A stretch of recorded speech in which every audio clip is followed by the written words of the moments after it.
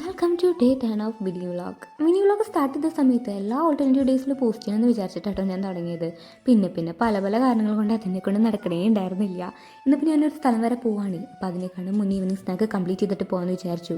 Greek യോഗട്ടും fruit കട്ട്സും ഞാൻ ഇന്ന് evening സ്നാക്കായിട്ട് എടുക്കുന്നത്.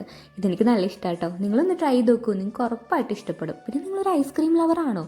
പിന്നെ ഈ ഡയറ്റ് എടുക്കുന്ന സമയത്തൊക്കെ ഐസ്ക്രീമൊക്കെ കഴിക്കുന്ന ഇഷ്ടമുള്ള ആൾക്കാർക്ക് ഇതിങ്ങനെ വേണം, എനിക്കിത് കഴിക്കാൻ തോന്നുന്നു, അങ്ങനെ ക്രേവിങ്സ് കൂടി വന്നുകൊണ്ടേയിരിക്കും. അപ്പം അങ്ങനെയുള്ള ടൈമിൽ നിങ്ങൾക്ക് ഓപ്റ്റ് ചെയ്യാൻ പറ്റിയിട്ടുള്ള ഹെൽത്തി ആയിട്ടുള്ള ഒരു ഓൾട്ടർനേറ്റീവ് ആണിത്.